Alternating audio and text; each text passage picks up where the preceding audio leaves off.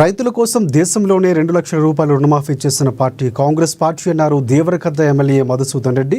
ఇంట్లో పంచాయతీ తేల్చుకోలేని వాళ్ళు బయటకు వచ్చి మాట్లాడుతున్నారని ఎద్దేవా చేశారు. సీఎం రమేష్ కేటీఆర్ పై చేసిన కామెంట్స్ని కప్పిపుచ్చుకునేందుకే నాగర్ కర్నూలు సిగాచి బాధితులు కలవటానికి వెళ్లారంటున్న దేవరకద్ద ఎమ్మెల్యే మధుసూదన్ రెడ్డితో మా ప్రతినిధి భవిత ఫేస్ టు ఫేస్. ప్రస్తుతం మనతో పాటు ఉన్నారు దేవరకద్ర ఎమ్మెల్యే మధుసూదన్ రెడ్డి. సార్, నిన్న రైతుల డిక్లరేషన్ సంబంధించి కవిత కొన్ని ఆరోపణలు చేసింది వరంగల్కి వెళ్ళిన సందర్భంలో. వరంగల్కి వచ్చి రాహుల్ గాంధీ రైతు డిక్లరేషన్ చేశారు, కానీ రైతులను మోసం చేసినటువంటి కాంగ్రెస్ పార్టీ అడుగడుగున వాళ్ళను నిలదీయాలి, రైతులకు ఎందుకు మోసం చేసిందని చెప్పేసి నిలదీయాలంటుంది. దానిపై మీ కామెంట్స్? ఫస్ట్ ఆఫ్ ఆల్ వాళ్ళు ఏమంటా ఉన్నారంటే, మీరు ప్రజల్లోకి వచ్చి పదే పదే మా కాంగ్రెస్ పార్టీ గురించి మాట్లాడే కంటే మీ కుటుంబ సమస్యలు ఫస్ట్ పరిష్కరించుకుంటే బాగుంటుంది. మీరు ఎందుకు మీ మధ్యలో తగాదాలు వచ్చినాయి, ఆస్తి తగాదాలు ఏమైనాయి, అవి ఒకళ్ళ మీద ఒకళ్ళు మీరు ఆరోపణలు చేసుకుంటూ మీ మీద కోపంతో మా మీద వచ్చి పడడం కంటే మీ సమస్యలు పరిష్కారం చేసుకొని అసలు మీరు 10 ఏళ్లలో ఫస్ట్ మీరు ఎగ్జామిన్ చేయండి. మీరు 10 ఏళ్లలో మీరు ఏం చేశారు? రైతులకు మీరు ఇచ్చిన మాట ఒక్కటన్నా నిలబెట్టుకున్నారో? రైతులకు మీరు 10 ఏళ్ళు టీఆర్ఎస్ పార్టీ అధికారంలో ఉన్నప్పుడు రైతులను ఏ విధంగా మోసం చేసిందో రైతులకు తెలుసు, ప్రజలకు తెలుసు. ఇప్పుడు మేము పెద్దగా ప్రత్యేకంగా చెప్పాల్సిన అవసరం లేదు. రైతు డిక్లరేషన్ గురించి రాహుల్ గాంధీ గారి గురించి వీళ్ళ స్థాయి అదేనా? రాహుల్ గాంధీ గారి గురించి పదే పదే మాట్లాడుతూ ఉన్నారు. స్థాయికి మించిన మాటలు మాట్లాడడానికి వాళ్ళకి మాటలు వచ్చి కాబట్టి మాట్లాడుతూ ఉన్నారు. ఏం తక్కువైంది? ఇప్పుడు రైతు డిక్లరేషన్ ప్రకారం మేము రుణమాఫీ చేసినాం. 2 లక్షల లోపున్న రుణాలన్నీ కూడా 25 లక్షల మంది రైతులకు 21,000 కోట్ల రూపాయలు రైతుల అకౌంట్లో వేసి రైతు రుణమాఫీ చేసినాం. అదేవిధంగా ఈరోజు రైతు భరోసా బ్రహ్మాండంగా మేము చెప్పిన విధంగా ఎకరాకు 6,000 రూపాయలు రైతు భరోసా మననే 9,000 కోట్ల రూపాయలు 9 రోజులలో అకౌంట్లలో జమ చేసిన విషయాన్ని మర్చిపోయిన వాళ్ళు. ఈరోజు రైతుల కోసం మేము దాదాపు 1,04,000 రూపాయలు ఈరోజు ఖర్చు పెట్టినాం. ఏం తక్కువైంది? ఇప్పుడు మేము రైతుల కోసం ఇవన్నీ చేస్తూ ఉన్నాం. సో వాళ్ళు చూసే రైతులు కూడా చాలా సంతోషంగా ఉన్నారు.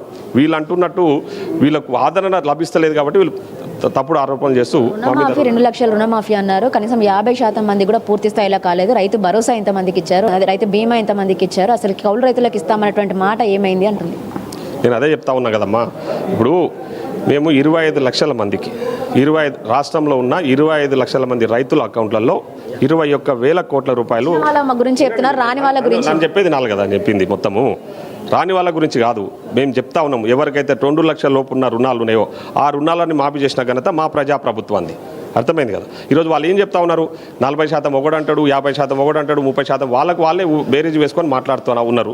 ఈరోజు మేమేం చెప్తా ఉన్నాం? 2 లక్షల ఉన్న రైతుల రుణాలని కూడా మేము మాఫీ చేసినాము ఈరోజు. అదేవిధంగా రైతు భరోసా మీరు చూసిరు 9 రోజులల్లో 9,000 కోట్ల రూపాయలు వాళ్ళ అకౌంట్లలో జమ చేసిన ఘనత మా ప్రజాప్రభుత్వాన్ని. అది కూడా పంట పెట్టుబడి సాయం కరెక్ట్ సమయానికి ఇచ్చిన ఘనత మా ప్రజాప్రభుత్వంది.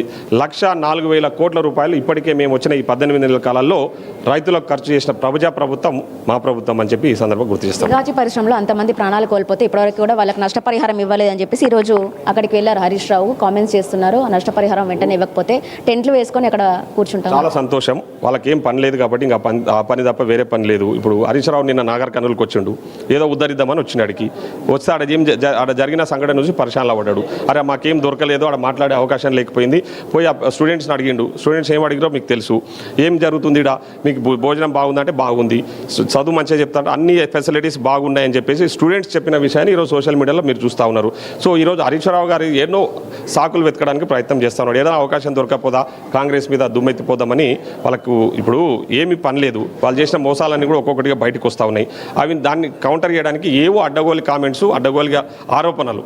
ఈరోజు రేవంత్ రెడ్డి గారికి వస్తున్న ఆదరణను చూసి, మా ప్రజాప్రభుత్వానికి వస్తున్న ఆదరణను చూసి తట్టుకోలేక ఈ పనులు చేస్తూ ఉన్నారు. సిగాచి గురించి మాట్లాడుతూ ఉన్నాడు. నీ వ్యాయామంలో 10 ఏళ్లలో 50 మంది కొండగట్టు కాడ చనిపోతే మీరు ఎంతమందికి సాయం చేశారు? వాళ్ళని వదిలేసి గాలికి వదిలేసి పంజాబ్లో ఉన్న రైతులకు పోయి డబ్బులు ఇచ్చారు. మీరా మళ్ళీ ఈరోజు మా గురించి మాట్లాడేది? సిగాచిలో ఎవరికి ఏం చేయాలనో మా ప్రజాప్రభుత్వంలో అన్నీ జరుగుతూ ఉన్నాయి, అన్నీ న్యాయం చేస్తూ ఉన్నాం.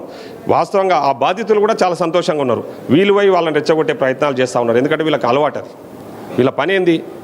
రెచ్చగొట్టి తప్పుడు సమాచారం ఇచ్చి తప్పుదో పట్టించి దాన్ని తీసుకొచ్చి ఓ వీడియోని తీసుకొచ్చేసి సోషల్ మీడియాలో ప్రచారాలు చేసే దాంట్లో వాళ్ళు ఆరితేరినరు. వాళ్ళ అడ్డగోలుగా సంపాదించిన పైసలతోనే సోషల్ మీడియాలో నడిపిస్తూ ఉన్నారు.